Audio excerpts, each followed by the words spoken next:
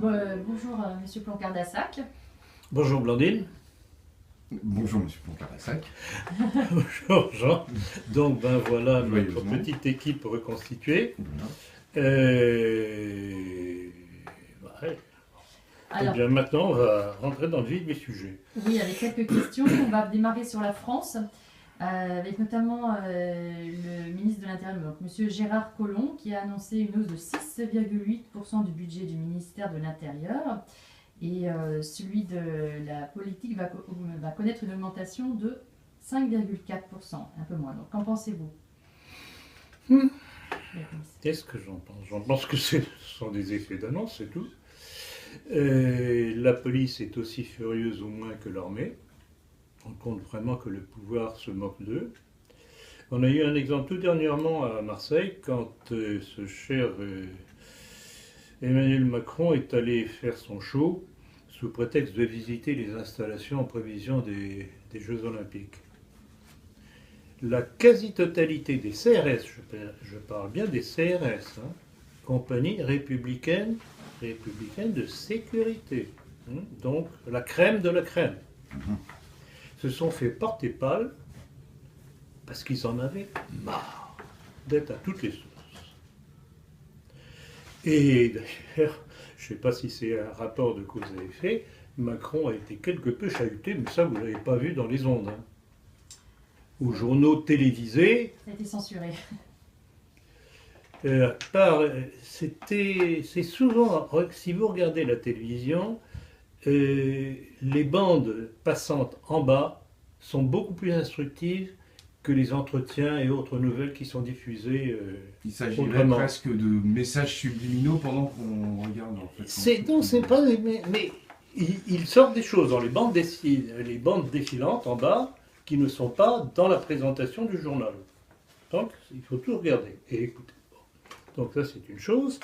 Et pour montrer aussi la mauvaise humeur, sinon l'exaspération de la police, notre cher président de la République a voulu aller parader à Lyon il y a quelques semaines avec tout son sérail de ministres. C'est comme ça qu'il entend faire des économies, fonctionnement de l'État, etc. Et le syndicat Alliance, qui est le syndicat majoritaire de la police, a refusé d'y assister. Donc voilà les belles annonces de M. Collomb, ancien maire socialiste de Lyon, homosexuel au passage, c'est pas ça le pire à la limite. Mais surtout membre du Grand Orient de France et qui impose une politique. Et on ne va pas s'amuser. Il est du même acabit que Cazeneuve. Un espace médiatique bien occupé donc. Voilà. Donc voilà ce que je tenais à répondre à votre question très judicieuse. Alors, on passe à la seconde question. Que vous inspire l'attaque au couteau à la gare de Marseille-Saint-Charles, revendiquée, entre guillemets, par Daesh? Bilan, 2 morts. Les 2 victimes étaient cousines. L'une d'elles venait de fêter ses 21 ans. Elle était élève infirmière à Lyon. Eh bien, c'est tout le problème du soi-disant terrorisme islamique que nous subissons déjà depuis Sarkozy. Qui oblige à se poser tout de même un certain nombre de questions. Parce qu'on est allé de mesures de sécurité en état d'urgence, etc., sous prétexte de nous protéger. Et non seulement ça ne nous protège pas, mais ça aboutit à quoi? À créer des structures, des lois, des décrets, et loi notamment, puisque avec M. Emmanuel Macron, maintenant, les dispositions de l'état d'urgence qui devaient disparaître, parce qu'évidemment l'état d'urgence, c'est pas définitif, sont incluses maintenant dans la loi. Donc, au titre soi-disant pour nous protéger du terrorisme, n'importe qui peut être mis sur écoute, surveillé, etc. Donc vraiment notre espace de liberté se restreint de plus en plus. Je ne sais pas si vous en parlerez, mais rappelez-vous ce que vient de sortir le Premier ministre, Philippe, annonçant une nouvelle loi de quinquennale, je ne sais pas quoi, de surveillance contre l'antisémitisme, etc., etc., etc. C'est pas contre l'islamisme et le terrorisme, c'est contre le racisme, l'antisémitisme et compagnie. Donc c'est tourné contre les Français qui seraient tentés ou qui veulent réagir contre cet état de choses. Donc tout ça, c'est une immense mascarade sous prétexte de terrorisme islamique. Et la question qui se pose, que j'ai déjà soulevée de multiples reprises, qui est derrière ça? Parce que ce qu'il y a tout de même d'extraordinaire, quand un terroriste ou des terroristes font un coup, on ne les liquide pas. On cherche à savoir qui les a motivés, remonter la filière. Or, c'est curieux, dans la plupart des cas, aucun n'a été blessé, ils sont tous liquidés. Voilà. Mais là, celui-là, pour une fois, il n'y avait pas sa pièce d'identité à côté, je crois. Il y avait peut-être un passeport. Oui, alors, chose qu'il faut tout de même souligner, c'est que cet islamiste était en situation irrégulière, qu'il avait au moins 6 identités différentes, qu'il aurait dû être expulsé de France déjà depuis bien longtemps. Et si le ministère de l'Intérieur et le gouvernement avaient fait leur devoir en fonction des lois et autres dispositions qu'ils nous imposent, cet homme n'aurait pas pu assassiner ces 2 jeunes Françaises. Et il venait de sortir quelques heures plus tôt. Et il venait de sortir. Alors, quand on me dit dysfonctionnant, il ne faut pas se moquer du monde. On dirait que ces terroristes sont à point, et je vous ferai remarquer que cet assassinat de 2 jeunes Françaises est intervenu à la veille du vote de la loi sur la sécurité, soi-disant, qui intègre les dispositions de l'état d'urgence. Et comme un seul homme, tous les députés ont voté, parce qu'ils n'avaient pas voté, on aurait dit « Oh, le mauvais français !» Donc vous voyez comment tout ça est manipulé. En effet. Alors, on va passer à une autre question. Récemment, donc le jeudi 28 septembre, au Congrès des régions de France, Édouard Philippe a annoncé la non-reconduction du fonds de soutien au développement économique d'un montant de 450 millions d'euros. Or, dans le même temps, le gouvernement augmente l'aide médicale pour les clandestins, l'AME, de 108 millions d'euros. Voilà, votre avis, un lien de causalité. C'est un scandale. C'est un scandale. En fait, le pouvoir, ce n'est plus un pouvoir qui représente l'intérêt des Français, c'est un pouvoir qui représente l'intérêt des étrangers et surtout du mondialisme. En fait, qu'est-ce qui se passe? C'est qu'on déshabille les Français pour habiller les étrangers. Encore ce matin, en venant de mon hôtel jusqu'à la station de métro pour venir ici, 2 sans-abri français couchés par terre. Pour cela, on ne trouve pas des locaux. Mais combien de fois n'a-t-on pas vu à la télévision les locaux flambant neufs pour les migrants? Mais des hôtels, et des hôtels. Ah oui, alors je vais vous raconter une histoire extraordinaire. Je crois que j'ai la note ici parce que je préfère vous la lire, tellement c'est splendide et qui rentre tout à fait dans le cadre de votre question. La dernière fois qu'on nous a fait ce coup-là, c'était pendant l'occupation allemande, non?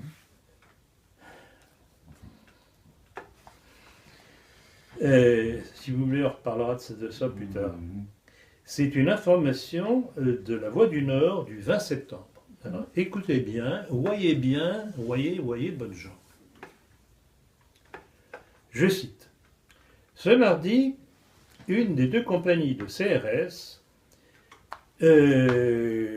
présente sur le dispositif d'évacuation de la jungle de Puichouk, je pense, est rentrée de sa mission à Rouvigny, près de Valenciennes, dans l'hôtel première classe, où elle est logée depuis plusieurs semaines. Et là, le soir, les CRS sont tombés, nez à nez, avec les migrants qu'ils avaient délogés le matin même. Pas plus tôt débarqués de la jungle, ils ont été logés dans le même hôtel que les CRS qui avaient fait le ménage. Vous trouvez pas ça magnifique? C'est splendide. C'est magnifique. Vive la République. Je répète, préférence étrangère. Je sais pas. Quand est-ce qu'un de ces représentants des forces de l'ordre ira casser la gueule à un des ministres responsables de cet état de choses? C'est C'est bien pas- arrivé une fois, mais il y en avait un qui avait vite été mis aux arrêts. Mais le problème, c'est que là, le Non, mais- gouvernement se met sa police à dos. enfin, son armée à Je dos. dirais que ce serait un cassage de gueule définitif qu'il faudrait. Non, mais c'est fabuleux. C'est fabuleux. Et alors, attendez, qu'est-ce que j'avais encore? Oui, non. Ben, on a lu. Si, non, ça va. Si, ça va. Mais on va enfoncer un peu plus loin le couteau dans la plaie. Hein. Alors justement, en parlant de migrants, il y a récemment 3000 migrants qui ont été secourus en une semaine au large de la Libye. En parallèle, les témoignages d'habitants de l'île de Saint-Martin et Saint-Barthélemy, où il y a donc eu la tempête Irma, nous témoignent d'une certaine impéritie du gouvernement français quant à la gestion de la crise. Impéritie. Impéritie. La capacité, la Impéritie. compétence. Impéritie. Moi, je crois que ça rentre dans le cadre Sens. général qu'on a dénoncé dès maintenant. Ils s'en fichent éperdument. C'est même pas de l'impéritie. Ils ont été abandonnés. Je ne sais pas si vous avez vu, il y a eu un certain nombre de témoignages qui sont passés sur Internet. Oui, Et oui. d'ailleurs, un Des certain locaux. nombre de ceux qui intervenaient, qui racontaient le drame qu'ils avaient vécu, l'abandon total dont ils avaient été victimes, disaient que certains de témoignages de personnes qu'ils connaissaient avaient été censurés sur les réseaux sociaux.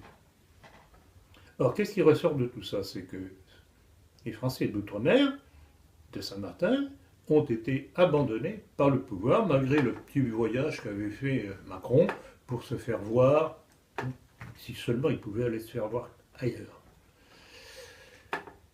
Donc, c'est toujours la même chose. Ce qui concerne les Français n'intéresse pas le pouvoir.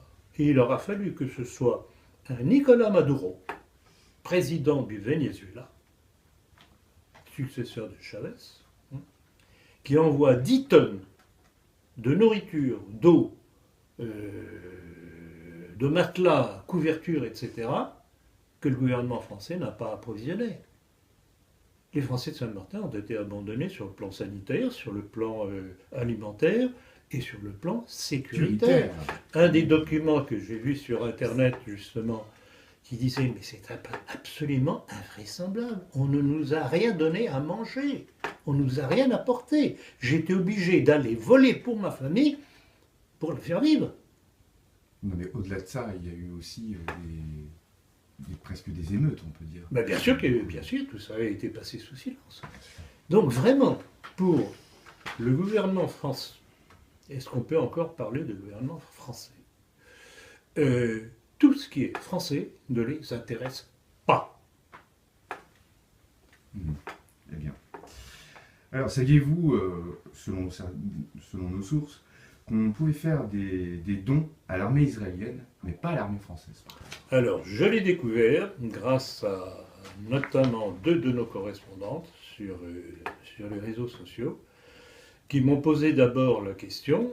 J'ai répondu humblement que je ne savais pas, que je leur demandais de faire elles-mêmes les recherches. Et ça a été assez intéressant. D'ailleurs, je garde ça dans mes notes dans la poche parce que ça va ressortir et ça va ressortir en boucle. Je vous le promets. Alors, où est-ce que j'ai mis ça?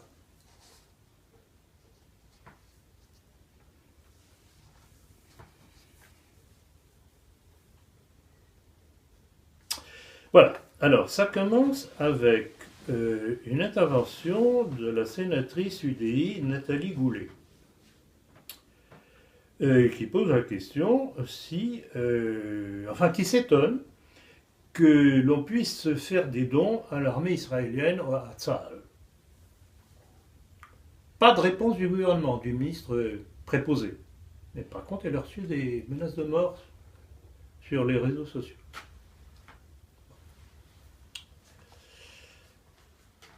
Signalons au passage que Estrosi lui a donné 50 000 euros prélevés dans le budget de sa bonne ville de Nice. Je ne sais pas si ses administrés étaient d'accord pour donner cette somme-là à Tsahal.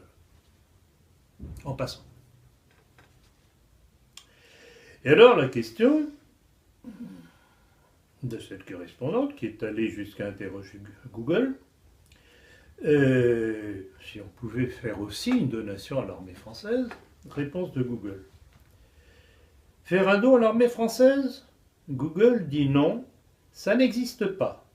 Pas à l'armée française, à Tsahal, l'armée d'Israël. Authentique. J'ai la capture d'écran de la réponse de Google. Encore une fois, préférence étrangère. Au détriment de la préférence française. Donc, si les Français ne comprennent pas qu'ils ont face à eux un pouvoir hostile qui veut leur mort, et je pose bien le terme, Oui, c'est la destruction. eh bien, ils mourront. Et nous avec, malheureusement. Mais sont-ils encore en état de réagir? Et tout est fait pour qu'ils ne réagissent pas, puisqu'ils sont désinformés. Et puis, je sais, par nombre de commentaires que je reçois, auxquels je dis périodiquement, généralement, à ceux qui prennent contact avec moi, c'est très bien, merci de votre appui, d'applaudir ce que je fais, etc. Mais vous, de votre côté, travaillez autour de vous. Et la réponse, en général, ah oui, ben on ne veut pas m'écouter. Que voulez-vous? Si vous avez des gens qui, comme une autruche, mettent la tête dans le sable pour ne pas avoir la réalité, eh bien non seulement ils vont recevoir un coup de pied dans les fesses, puisqu'ils ont la tête dans la terre et le postérieur extérieur, mais ils vont se faire trucider. Voilà. Voilà ce qui nous attend. Manque de réaction des Français. Alors justement, donc souvent on entend des appels outrés de Français à la suite de prédications incendiaires d'imams. Et considérez-vous, bien entendu, qu'il y a un lien avec les attentats meurtriers que nous subissons? C'est évident. C'est évident. Alors là, bon, question subsidiaire. Et pourquoi laisse-t-on ces imams libres de proférer ces appels incendiaires? Là encore, on retombe dans ce que je dénonce comme un complot de l'État contre les Français, de se servir d'un certain islam contre nous. Tout ça est très bien orchestré. Alors on va me dire, ah, mais vous êtes un complotiste. Je regrette beaucoup. J'expose des faits. Vous en faites ce que vous voulez. Puis c'est ça un complot, ben soit c'est un complot. Alors, ce sujet-là, voyons, qu'est-ce qu'il y avait? Je crois qu'il y avait aussi une chose que j'avais notée. Bon, bref, je crois qu'il y en a assez là-dessus.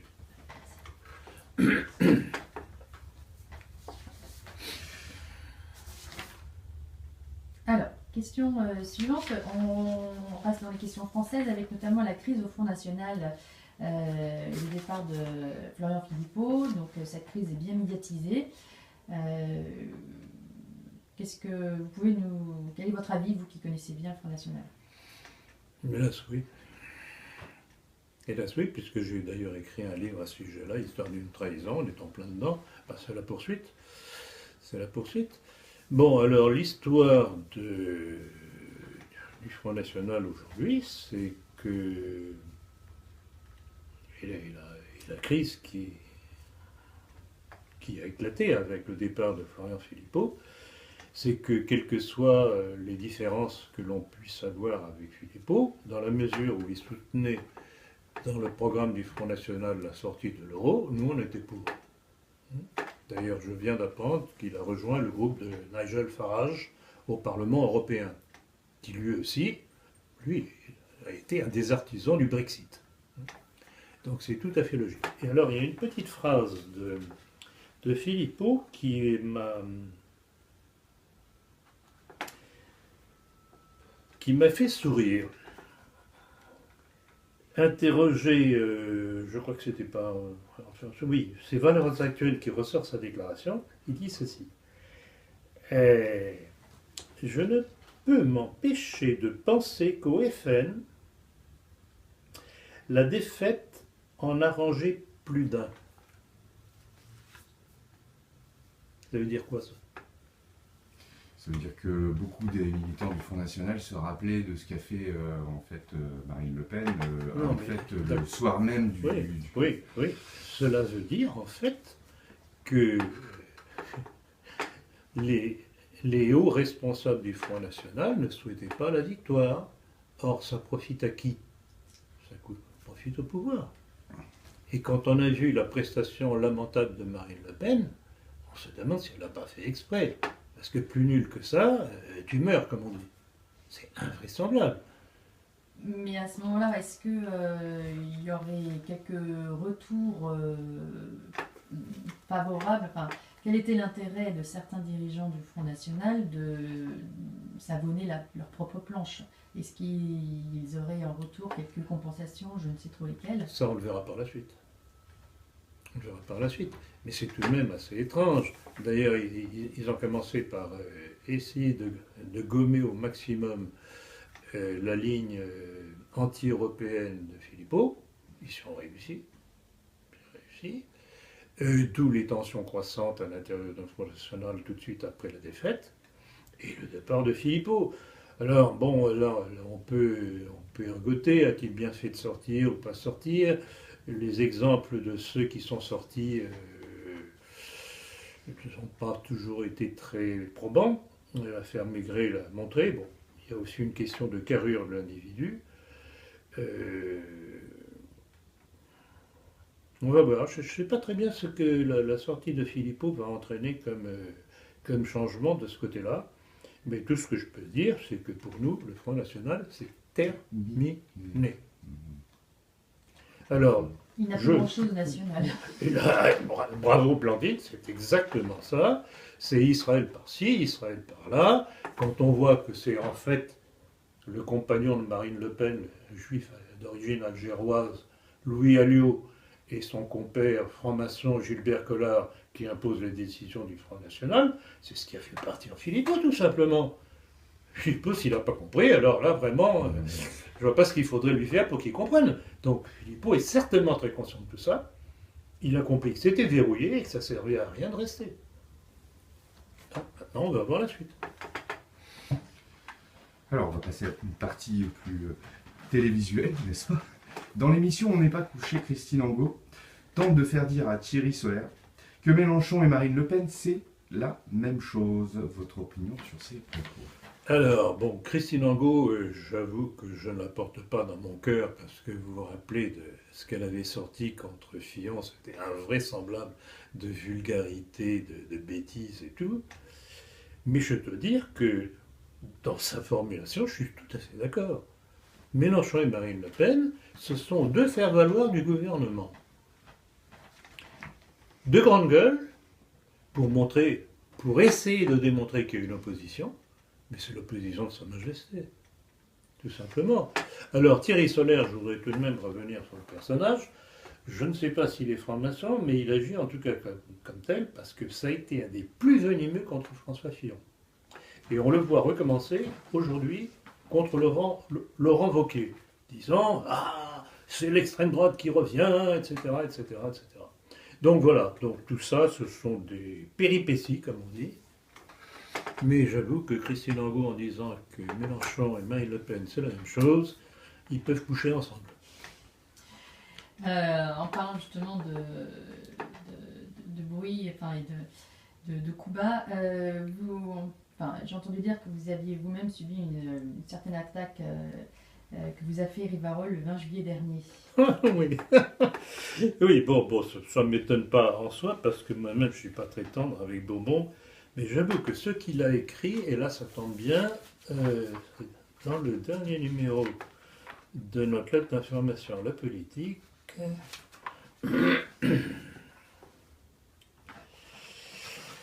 oui, non, vraiment, ce Bourbon, il se révèle de plus en plus bête, c'est incroyable. Alors, en gros, bon, je ne vais pas lire tout le truc, en gros, sous prétexte de parler de la mouvance nationale, dans lequel il m'intégrait, Je ne pense pas particulièrement faire partie de cette mouvance, je suis plutôt contre. Il disait que je proférais des discours confus, etc., etc., etc., qu'à mes réunions, il y avait toujours une quinzaine de personnes, toujours les mêmes, très âgées. Alors, bon, je suppose qu'il n'a pas de bons informateurs, ou alors ce sont des menteurs, parce que si mes discours étaient confus, je me demande comment il se fait qu'autant de gens les comprennent et viennent par milliers à chaque nouveau entretien en conférence faire des dizaines de milliers d'auditions. Si c'est confus. Ouais, vos vidéos sont extrêmement vues sur... Ah, c'est phénoménal. Il y a une explosion en ce moment, c'est invraisemblable. Et alors, bon, s'il a la curiosité de venir à nos réunions, s'il n'a pas peur tout de même de se faire un petit peu chahuter, il peut au moins regarder justement les conférences et le chiffre que nous faisons à chaque entretien ou conférence. Voilà, mais il n'aura pas le courage parce que c'est un garçon dénué de tout courage. Je le connais trop bien. Et c'est ça qui dérange. Alors, là, on va parler de certaines questions bioéthiques sur lesquelles on pourrait nous se pencher fortement. J'ai l'impression que l'Église, elle, ne s'y penche pas beaucoup. Alors, après le Haut Conseil à l'égalité, c'est le planning familial, par la voix de sa coprésidente Véronique Seyé, qui exige la suppression de la clause de conscience, qui permet à un médecin de ne pas pratiquer l'avortement. Vous allez voir qu'on a plusieurs questions qui concernent tout ce qui tourne autour de la procréation et tout ce qui va tourner autour de l'éducation sexuelle et de l'avortement. Donc vous, quel est déjà votre point de vue sur cette clause de conscience que voudrait faire sauter le planning familial? Je trouve toujours admirable que tous ces pourfendeurs qui clament à longueur de textes, de déclarations, etc., les idéaux de la démocratie, liberté, égalité, fraternité, tolérance, etc., etc., quand on ne fait pas, quand on résiste à ce qu'ils veulent imposer au peuple français, alors là, il n'y a plus de tolérance, il n'y a plus de liberté, il n'y a plus de démocratie. Ils imposent. Rappelez-vous, il y a quelques mois, quand des groupes de catholiques avaient voulu informer les jeunes femmes qui seraient tentées d'avorter. Ils avaient montré qu'il y avait d'autres méthodes que cela, qu'il y avait moyen de gérer le problème autrement. Eh bien, et on a fermé les sites sous menace de grosses amendes. C'est ça la liberté en démocratie inorganique qui nous est imposée aujourd'hui. Et tant que les Français ne comprendront pas qu'ils ne sont pas en démocratie, qui n'a jamais existé, tout au moins celle-là, mais qui sont en dictature, eh bien ils continueront à souffrir.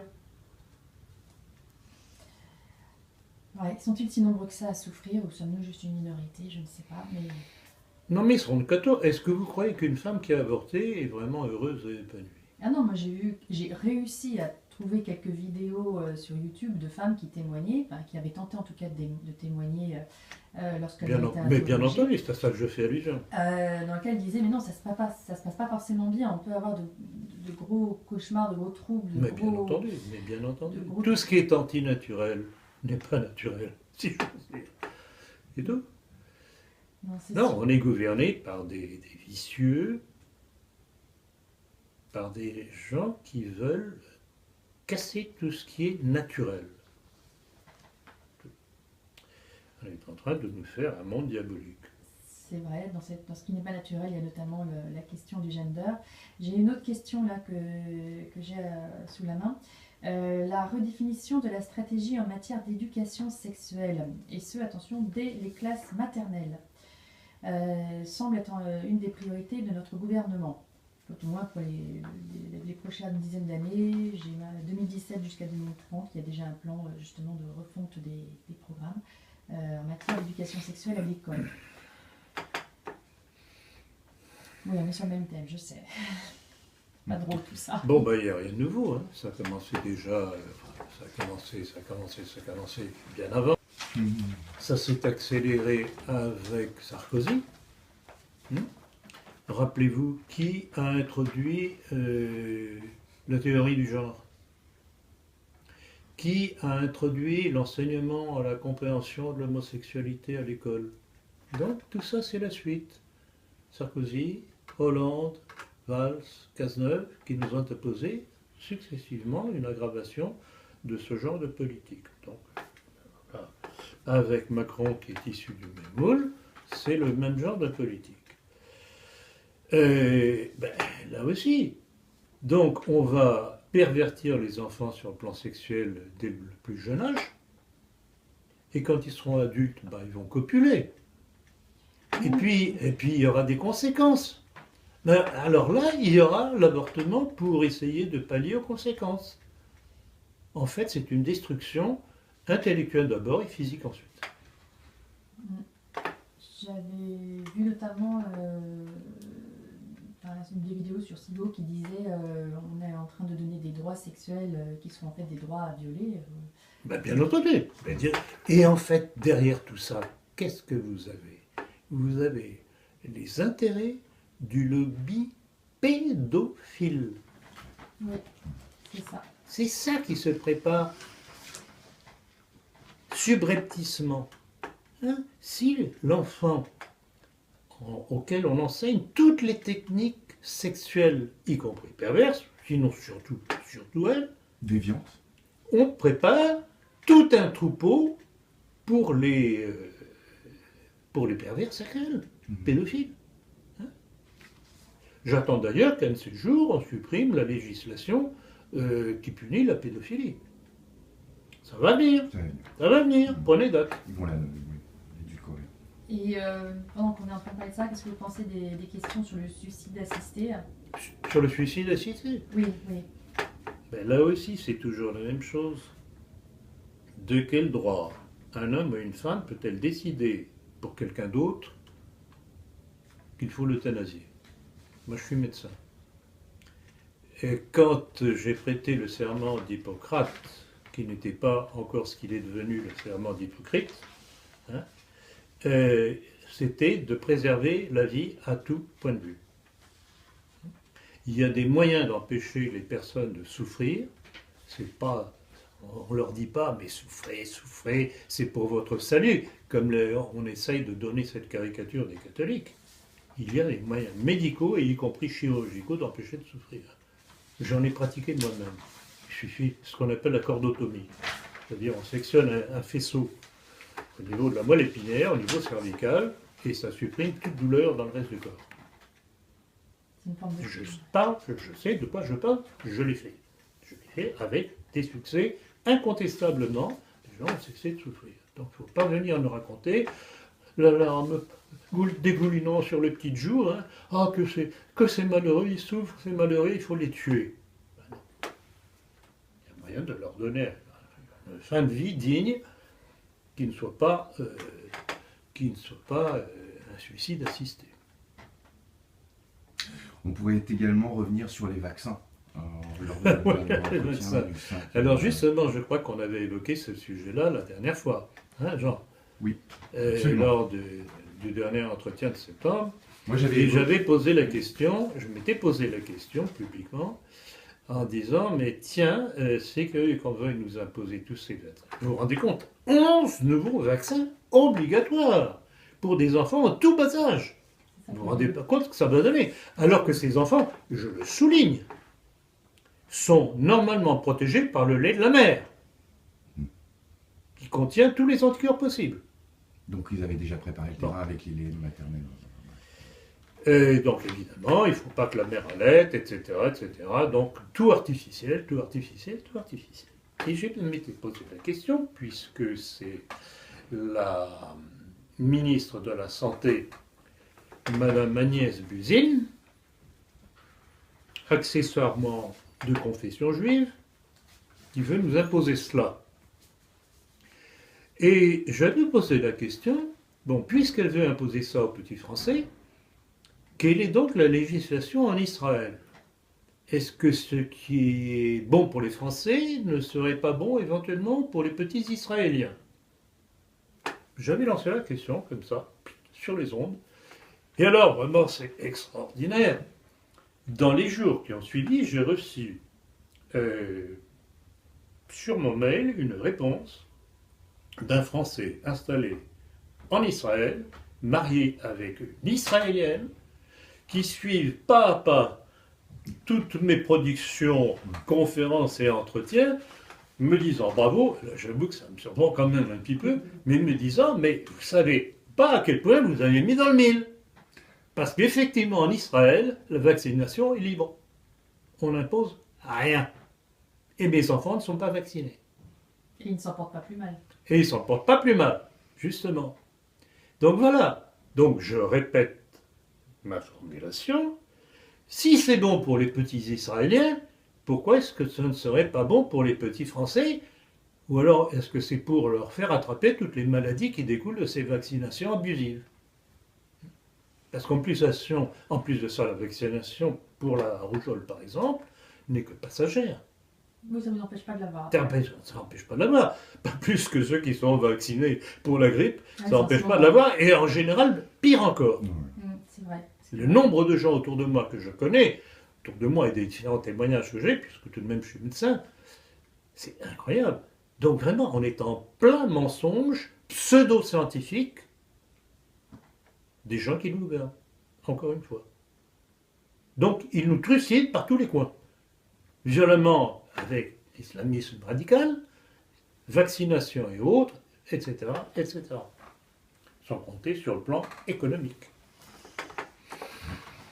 C'est en effet pas de très bonnes nouvelles. On va passer à la partie internationale maintenant. Avec un attentat qui a coûté la vie au général russe Valéry Aspov, si je le prononce correctement, tué par un tir de mortier dans son bureau de commandement en Syrie, alors qu'il était dans son bureau. Quelles sont selon vous les conséquences de cet acte? Bon, alors il y a deux aspects là-dedans. Il y a l'aspect qu'il ait pu être tué juste un moment où il était dans son bureau. Alors, cela indique, ouvre deux questions. Comment a-t-on pu savoir qu'il serait à ce point précis, à cette heure dite, dans son bureau? Parce que ça a coûté la vie aussi à 2 colonels russes. Alors, deux possibilités, ou bien c'est un travail de taupe, ou bien c'est un repérage par téléphone portable. Repérage par téléphone portable. Vous savez qu'on peut être localisé à partir de son téléphone portable. C'est une possibilité. Alors, qu'y a-t-il là derrière? Bon, il faut savoir que ce général avait déjà eu un rôle dans l'affaire de Crimée. Et il est évident que dans la mesure où, grâce à l'intervention de Vladimir Poutine en Syrie avec tout le poids de l'armée russe, aviation et même troupes au sol, Bachar el-Assad est en train de reconquérir tous les territoires qui avaient été perdus grâce à l'alliance entre Daesh, les États-Unis et Israël. Ça, c'est prouvé. Prouvé. Le nombre de fois où j'ai donné les textes, les références, etc., c'est prouvé. Donc, les États-Unis et Israël sont malades de fureur parce que leur grand projet de RS Israël, le Grand Israël, est en train de partir en fumée. D'ailleurs, on apprend par-ci, par-là, par différents journaux locaux, que les États-Unis transportent les terroristes qui ont été expulsés de telles zones pour qu'ils aillent se regrouper ailleurs, etc. Donc on est en pleine collaboration des États-Unis avec ce mouvement terroriste créé par qui? Par un certain Samuel Elliott, alias al-Baghdadi, agent du Mossad. C'est la révélation qu'avait fait cet ancien agent de la CIA, Edgar Snowden, que j'ai cité à de nombreuses reprises. On trouve ça sur Internet. Donc voilà la situation. Donc il est évident que dans cet assassinat, ce que Américains et Israéliens ont voulu faire, c'est essayer de démolir quelqu'un qui avait été efficace dans la reconquête en Syrie. Et je vais vous citer un texte d'un site américain, excellent site américain que je conseille de consulter si vous comprenez l'anglais, qui s'appelle Veterans Today. C'est un groupe d'anciens combattants américains qui rappelle ceci. Vous êtes bien assis? Allons-y. La ministre israélienne de la Justice, Ayelet Shaked, a menacé. Si Poutine veut survivre, il vaut mieux pour lui de faire ce qu'Israël lui dit.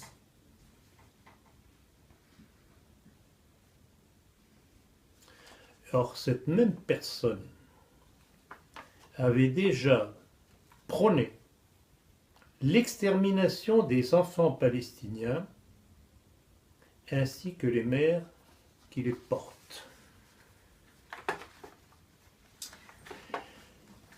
C'est pas un site français, c'est un site américain d'anciens combattants, très certainement lié d'ailleurs avec les services de renseignement américains, parce qu'il y a de tout aux États-Unis. Bon, on se plaint de la CIA, du FBI, etc., qui jouent un rôle pervers dans les intérêts du complexe militaro-industriel américain, mais il y a des braves gens là-dedans qui fournissent des informations. Ben voilà. Si Poutine veut survivre, il vaut mieux pour lui de faire ce qu'Israël lui dit. Je ne sais pas si Israël... D'où l'exécution de ce général russe comme avertissement.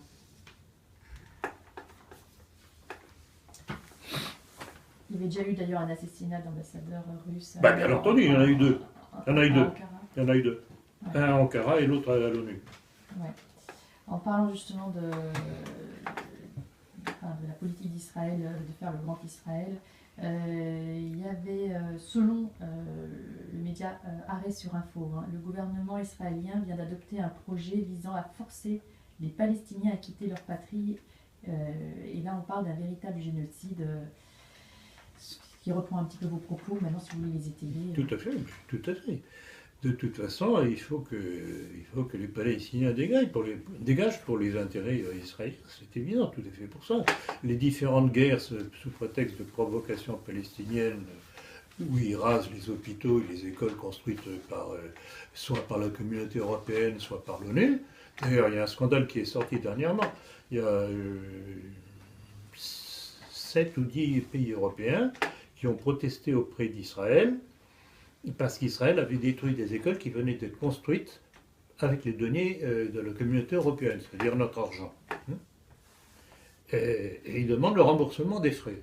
Alors, ce qui est intéressant, on verra si il y aura une suite, c'est que d'après le document que j'ai reçu, si Israël n'accepte pas de rembourser le coût de destruction de ces écoles, ça pourrait être prélevé sur les subsides que la communauté européenne alloue à Israël. Ah tiens, je ne savais pas. Vous ne trouvez pas beau ça? Ça serait pas mal. Vous ne trouvez pas ça beau? Oui, mais qui décidera, voilà. Voilà. C'est que, Ce sera notre ami Macron. Oui, je pense. Donc voilà. En parlant des Américains, tout à l'heure, vous disiez qu'il y avait aussi bien... tous les bords étaient représentés au sein des vétérans. Il y a récemment, les Américains ont fêté, si je puis dire, le 11 septembre dernier, les médias du monde entier ont commémoré le 16e anniversaire du fameux 11 septembre 2017 avec les tours de Manhattan. Dont on sait qui s'était réjoui, on sait qui avait, disons, eu plaisir à avoir ces... Alors il y a une chose tout de même qui m'a étonné, oui, étonné, pas étonné en même temps, c'est que je trouve que les commémorations ont été relativement discrètes. Ils n'en ont pas tellement parlé. Ils n'en ont pas tellement parlé parce que tout de même, ça commence à être tellement connu que tout ça a été un montage faramineux des services secrets américains et de Tsahal, parce qu'en fait, cette affaire-là, et ça j'en ai traité dans mon livre, il y a tout un chapitre là-dessus, très documenté, et dans mon livre, Le complot mondialiste, il y a tout un chapitre sur le 11 septembre. il est impossible que ces tours soient tombées par l'impact des avions. Et le plus beau, c'est qu'on sait maintenant, grâce à un certain nombre de chercheurs, de scientifiques, qu'il n'y a même pas eu d'avion. Il n'y a même pas eu d'avion. C'est un montage cinématographique des, comment on appelle ça, les hologrammes. Oui. Hologrammes.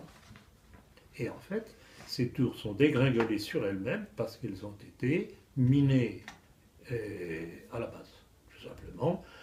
Comme je l'ai expliqué dans mon livre Le complot mondialiste, c'est une vieille technique connue des architectes. Quand on veut rénover un quartier qui a des immeubles qu'on veut faire tomber parce que trop vétustes, mais qu'à côté il y a d'autres bâtiments qu'on veut garder, qu'est-ce qu'on fait? On mine les structures, on fait tomber l'édifice sur lui-même, en accordéon. La démolition verticale. Voilà, exactement. Et c'est absolument démontré et imparable. Donc, les commentateurs et autres, ils ont beau être payés, etc.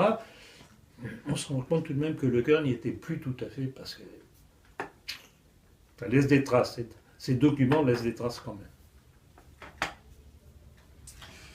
même. On va passer un petit peu plus en Europe maintenant.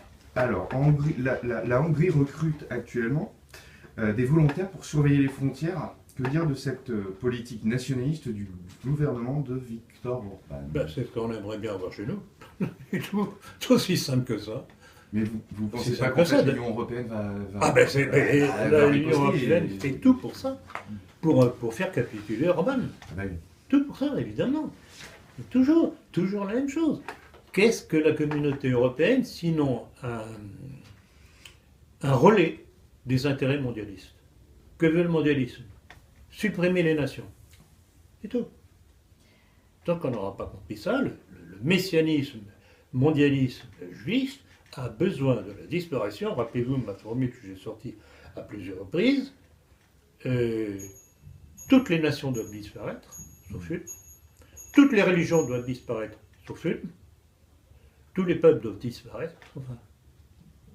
Tant qu'on n'a pas compris ça, on n'a rien compris à ce qui se passe. Comment est-ce que Bruxelles pourrait justement obliger, forcer, parce que d'après un des articles, l'Union européenne veut forcer à accueillir encore et toujours plus de migrants par la menace. Quels sont ces moyens justement de concession? Financiers. Tout simplement financiers, donc supprimer les aides que tel ou tel pays peut recevoir de la part de l'Europe, et puis éventuellement des blocus économiques, comme la Russie en est victime. Économie.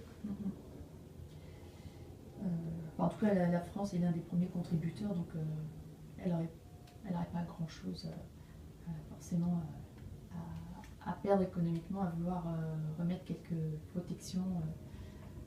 Elle ne veut pas. Elle ne veut pas, c'est de la frime. Écoutez, avec tout ce terrorisme, vous ne croyez pas que la première mesure à faire, ce serait de fermer les frontières? Non seulement on les ferme pas, mais les pompes aspirantes sont de plus en plus fortes pour faire venir tous ces migrants chez nous. Ils ne viennent pas par amour pour la France. Ils viennent par intérêt de tout ce que l'État dit français leur offre, oui, au détriment des Français. On repart voyager un petit peu. Que pensez-vous de l'affaire en Birmanie, là, des Rohingyas, sur lesquels les médias tentent de nous apitoyer, comme autre mouvement de population qui est en cours? Alors, c'est effectivement un cas assez intéressant. C'est assez intéressant. Et ce qui attire l'attention, c'est que celle qu'on nous a présentée comme l'égérie de la démocratie en Birmanie, alors j'arrive pas à prononcer son nom, San Suu Kyi, qui était la grande vedette de tous les médias internationaux à l'époque, qui s'opposait à la junte militaire, etc. Elle-même, face aux réalités, a compris. Elle a compris qu'en fait, l'histoire, ce drame des Rohingyas, c'était une chose fabriquée, encore une fois. Que en fait, ce sont des terroristes bengalais qui tuent des Rohingyas en faisant passer ça pour des attaques du pouvoir birman contre les Rohingyas. Et qui trouve-t-on derrière ça? Un certain Soros et ses organisations qui sont en Birmanie depuis 2013. Donc, voilà, ce sont les renseignements que j'ai.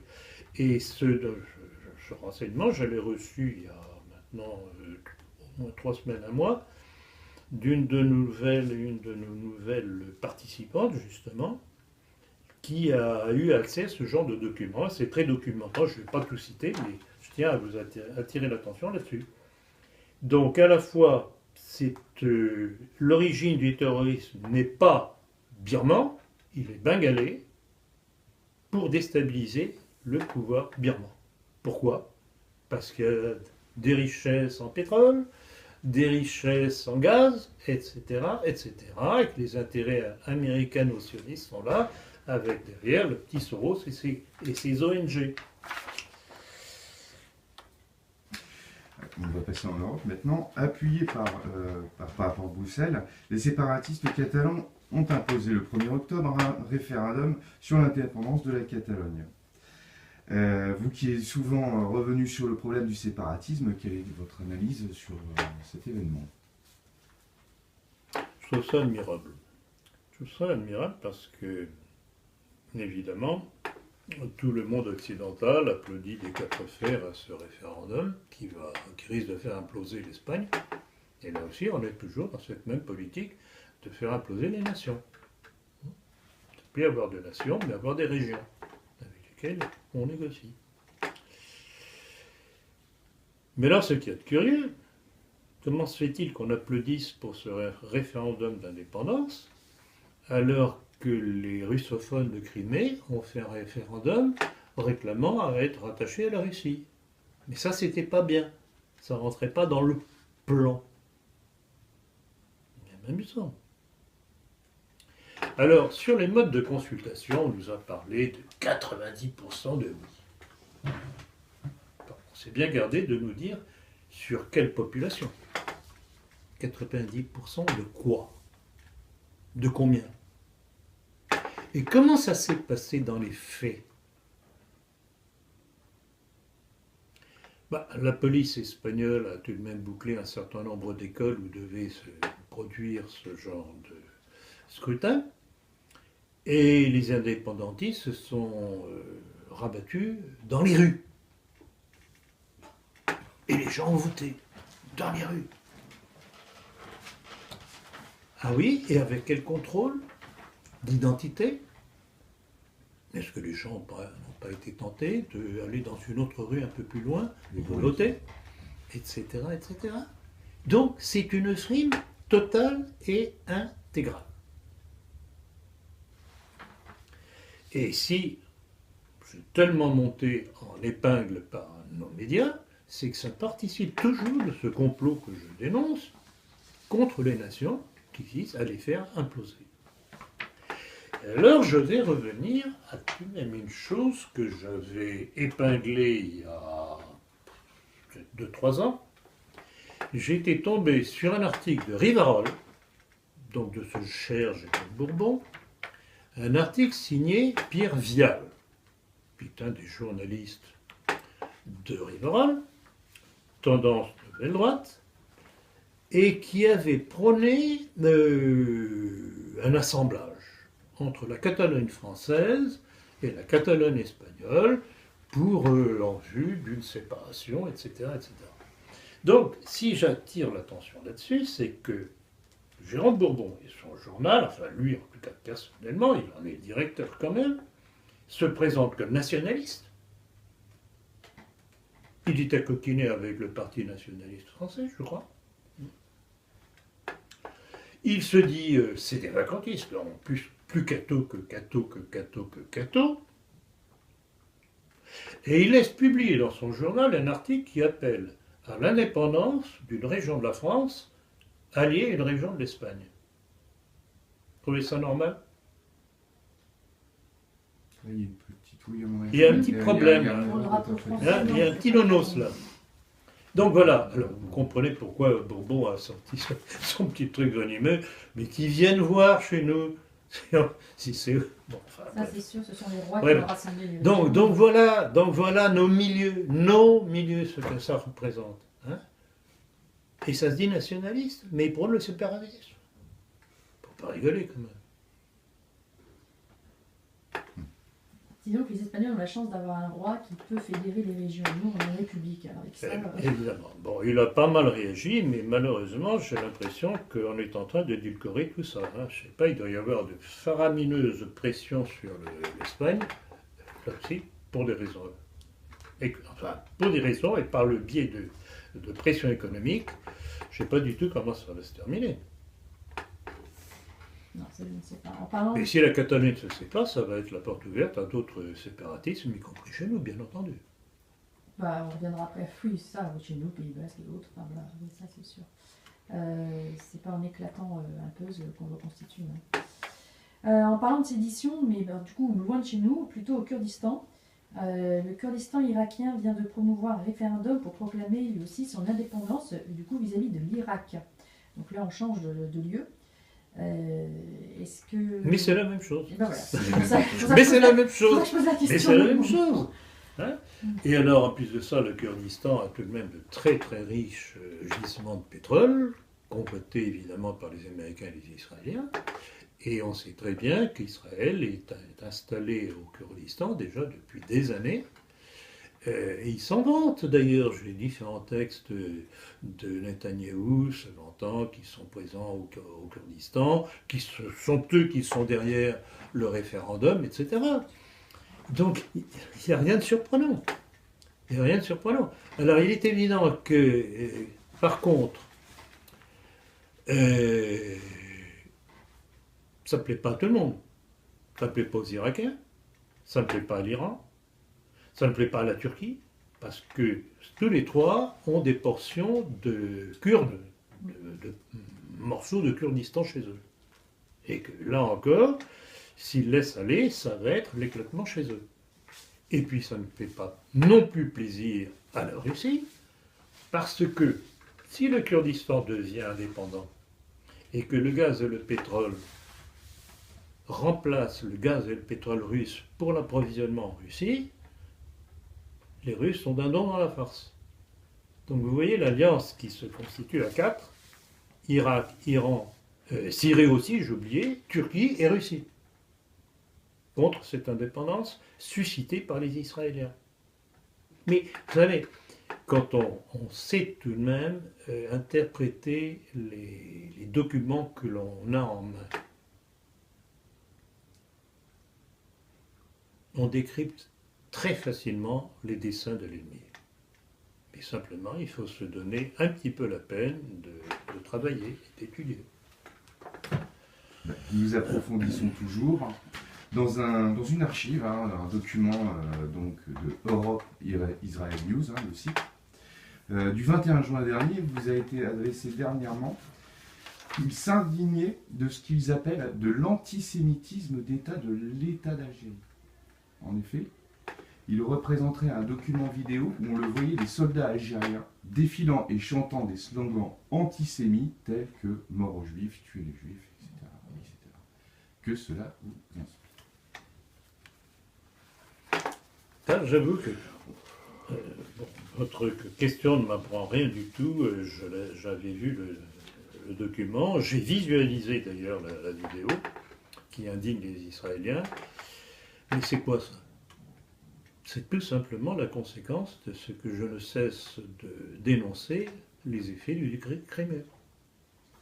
Alors, revenons sur le décret Crémieux, pour ceux qui ne le sauraient pas encore. Le décret Crémieux de Adolphe Isaac Crémieux, président fondateur de l'Alliance israélite universelle, en 1870, impose, donc c'est à la naissance de la Troisième République, après la défaite de Napoléon III, impose un décret qui porte son nom, qui donne en bloc et unilatéralement, uniquement aux Juifs d'Algérie, la nationalité française, mais pas aux musulmans, qui pourtant venaient de se battre pour la France, pour le Second Empire. Et à partir de là, une première révolte en Algérie, celle faite par le Pacha Gassim Okrani. ceux que cela intéresse, il y a toute la description de l'affaire dans mon livre Le nationalisme français. Et c'est très intéressant de voir justement parce que ça a été en fait le début des problèmes de la France avec le monde musulman. Première insurrection qui était battue dans le sang, révolte kabyle. Simokrani était kabyle. Et puis, bon, ça va vivoter jusqu'après la Deuxième Guerre mondiale. Je voudrais rappeler que c'est le maréchal Pétain et le régime de Vichy qui abrogent le décret crémieux. Et je ferai remarquer à cette occasion que alors que la France était battue, son armée en petits morceaux, grâce à l'impéricide de la Troisième République, volontaire ou par bêtise, je n'en sais rien, ma petite idée là-dessus, mais glissons. Donc, Vichy abolit le décret crémieux. Et que se passe-t-il en Afrique du Nord et en Algérie? Rien. Alors que les Algériens, les Marocains, les Tunisiens auraient pu s'insurger, puisque la France n'aurait pas été capable de réagir. Il ne se passe rien. Parce que l'injure qui leur avait été faite par le décret crémieux était abolie, grâce au maréchal Pétain. Il ne s'est rien passé. Et ce n'est qu'à l'arrivée de De Gaulle au pouvoir, avec le gouvernement provisoire à Alger, que le décret crémieux est remis à l'honneur, honneur entre guillemets. Et que se passe-t-il après? L'insurrection de Sétif, qui sera le début de la guerre d'Algérie, avec les suites que l'on connaît. Donc, meilleure démonstration que cela, il n'y a pas action, réaction, conséquence. Voilà. Et alors, j'avoue que ça me fait plaisir. Pas nécessaire de créer des slogans comme ça quand les Israéliens, ce qu'il faut, c'est s'en prémunir, c'est tout. Mais c'est la démonstration des effets du décret crémieux. Et c'est pour ça que, comme vous me le dites régulièrement, l'Algérie compte parmi ceux qui écoutent le plus mes conférences et entretiens. Il doit y avoir un rapport de cause à effet là aussi. C'est phénoménal. C'est pour ça que je dis qu'on peut parfaitement recréer une entente avec tous ces pays qui ont été détachés de notre empire, appelons les choses par leur nom, parce que c'était contraire à l'intérêt du mondialisme et des intérêts financiers du mondialisme, tout simplement. Et que ces pays-là, aujourd'hui soi-disant décolonisés, sont sucés, pompés, vampirisés par les intérêts du mondialisme plutocratique. Alors en parlant justement de cette attitude de nos différents gouvernements, que ce soit sous De Gaulle ou plus récemment avec notre Premier ministre Édouard Philippe, vis-à-vis donc d'Israël, on a donc notre chef du gouvernement Édouard Philippe là, qui, en présentant ses vœux à la communauté juive à l'occasion de leur nouvel an juif, là, donc le 2 octobre dernier, à la synagogue de la rue Buffo à Paris, a tenu ses propos suivants, je cite: « Nous devons nous battre ensemble, et quand je dis ensemble, c'est bien tous ensemble, toute confession, toute philosophie confondue, contre cette bête immonde qu'est l'antisémitisme. » Et il a continué: « La France s'est construite et pensée avec le judaïsme, avec Proust, Benda, Bergson, Bernard, Mauroy, Léon Blum et bien sûr Simone Veil. Que pensez-vous de son attitude et de sa déclaration ?» Ah, c'est un bon petit soldat, bien obéissant. Culture française, ça. Il me semble qu'on en oublie quelques-uns. Hein. C'est une culture, en fait, qui date d'après la Révolution dite française.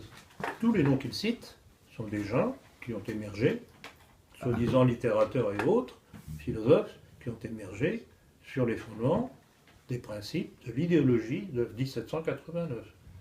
Donc, on parle bien de la France républicaine et non pas de la France catholique, bien entendu. Parce que, le Molière, le Balzac, le Boileau, etc., ça n'a pas existé. C'était l'âge de pierre. Et vous savez ce que cette réaction m'a fait penser? À quoi cette réaction m'a fait penser? Cette déclaration plutôt. à la fameuse déclaration de ce cher Henri de Lesquen, pour qui, je cite, je connais pas par cœur, la Déclaration des droits de l'homme de 1789 est l'acte de naissance de la nation française. Bravo. Ouais, son- Édouard Philippe dit la même chose d'une autre façon. Donc vous voyez, alors, non mais si une fois de plus je reviens sur Henri de Lesquen, c'est que ça montre le degré soit de pénétration de nos ennemis dans nos milieux, soit le degré de bêtise, pour ne pas dire un mot plus vulgaire, de nos milieux qui les acceptent, dont le petit Jérôme Bourbon, qui lors de la fête pour les 65 ans de Rivarol, l'a invité comme invité d'honneur, avec un certain Jean-Marie Le Pen et avec un certain Chéri de Olmeta, homosexuel, etc., mais pourvu d'un très bon carnet d'adresses à Paris. Donc c'est le milieu parisien. Vous pouvez reciter la citation que vous aviez déjà donnée de Collard. De Lesquen qui dit- Non, Collard. Ah oui. C'est là qui disait quand je dis la France aux Français, je laisse Mais terminer- bravo je laisse Blandine, terminer la j'allais phrase. l'oublier, parce Vous la qu'effectivement, laissez. cette déclaration d'Édouard Philippe, c'est du copier-coller de la déclaration de Collard que j'avais relevée dans la politique, et dont j'ai parlé d'ailleurs à plusieurs reprises, je crois, en entretien ou conférences, Terminer qui disait à peu près ceci, que ce n'est pas la France aux Français qu'il faut dire, mais la France aux Juifs, parce que, vu tout ce que l'on lui doit, voilà. Alors, on pourrait espérer qu'il fait de l'humour. Non, mais, Édouard Philippe vient de reprendre exactement le même genre de déclaration. Donc, quand un certain Édouard Drummond écrivait un livre qui s'appelait La France juive, eh bien, nous sommes en plein dedans. D'où un message très brouillé des dirigeants du Front National. Tout à fait. C'est exactement ça, Blandine, vous avez mis le doigt là où ça fait mal. C'est exactement cela. C'est exactement cela. Le Front National, et ça ne date pas de Marine, son père c'était déjà ça, c'est pour ça que j'avais claqué la porte en 1993, me rendant compte que j'étais le seul à y voir clair et à dire ça va pas, ça va pas, ça va pas. Quand on ne peut plus dire et écrire ce que l'on veut dans une structure, bon, il n'y a plus qu'une seule solution, c'est en sortir et dire les choses de l'extérieur. Et ça m'a pas trop mal réussi. Vu le nombre de gens, mais c'est fabuleux. On en est à combien du visionnage de notre entretien de septembre? Le dernier, on frôle les 41 000 vues. Incroyable. Et surtout la vitesse à laquelle c'est venu, Oui. dès les premiers jours. Il y avait vraiment de la demande, hein. Il y avait quelque chose. Hein. Donc voilà, donc ce qu'il faut, bon, la situation n'est pas gaie du tout, c'est le moins qu'on puisse dire, elle est dangereuse. Je ne sais pas jusqu'à quand on va pouvoir continuer à dire ce que nous avons à dire. Mais Il faut en profitons de profiter, cette- voilà, il faut en profiter. Profitons de Il cette faut en liberté. profiter et que ce qui a été déjà dit, que tout un chacun les garde, les fasse connaître autour d'eux, sinon on va à la mort de notre pays. Voilà. Sur- Ce n'est pas gai, mais c'est comme ça. Et ce n'est pas parce que la situation est dangereuse qu'il faut abandonner le bateau, bien au contraire. Je crois que, vous connaissez aussi ma formule à ce sujet-là, que le propre des faux principes, c'est de contenir en eux leur autodestruction. Donc, il faut y aider, mais je crois que plus ça va aller, plus ça va devenir intenable, et que tout de même, bon gré mal gré, les gens vont finir par réagir. Et je pense que les exemples de ce qui s'est passé en Allemagne après la défaite allemande de 14-18 et la montée en flèche de l'antisémitisme qui a amené Hitler au pouvoir, c'est une piste. C'est une piste. Et c'est d'autant plus une piste que le phénomène a été le même en Russie après la chute de l'Empire soviétique et l'arrivée d'Elstine, l'homme des grands lobbies. Puis on peut continuer à creuser Et comme ça l'arrivée longtemps. de Poutine, et l'arrivée de Poutine. Mais là encore, bêtise de nos milieux, le nombre de gens qui ne comprennent pas le jeu très subtil qu'il fait, parce qu'il ne peut pas s'attaquer à tout le monde en même temps. Et, bon, quand on voit, rappelez-vous la déclaration de cette ministre israélienne disant que si Poutine veut survivre, il faut qu'il obéisse à Israël. Quand on voit un Hillard et d'autres qui disent que Poutine est juif, etc., et que c'est un mondialiste, il y a de quoi se dire, mais le rôle, ça ne fonctionne pas là. Pas d'autres questions? Et Non, affaire à suivre pour une prochaine conférence. Et un prochain entretien, dans un mois normalement. Dans un mois, bien entendu, si Dieu nous prédit, bien entendu. Je dirais Inch'Allah, Oui. contrairement à ce qu'un de mes correspondants m'a reproché de dire. Je le répète parce que c'est un défi. C'est un défi. Et je dirais pas, je sais pas comment dire en hébreu, Jéhovah. Je pense Mais qu'on dit non, simplement c'est un Shalom, défi, non c'est un défi. Vous savez très bien quelle est ma stratégie. Je m'acharne à faire comprendre aux musulmans qui sont utilisés par le monde juif depuis le début de l'islam. Oui, la création. Et rappelez-vous cette citation que je donnais d'un rabbin, je ne sais plus lequel c'est, Ron Shaya ou je ne sais plus lequel, qui se vantait que le monde musulman était le balai qu'Israël utilisait contre les chrétiens. Donc ma stratégie, c'est de faire comprendre aux musulmans que nous avons le même ennemi et que ce n'est qu'ensemble qu'on pourra s'en débarrasser. Absolument. Voilà, chers amis, merci de Merci vos bien. questions Paroles. avisées. Merci, monsieur Blanca. À très bientôt. Au revoir.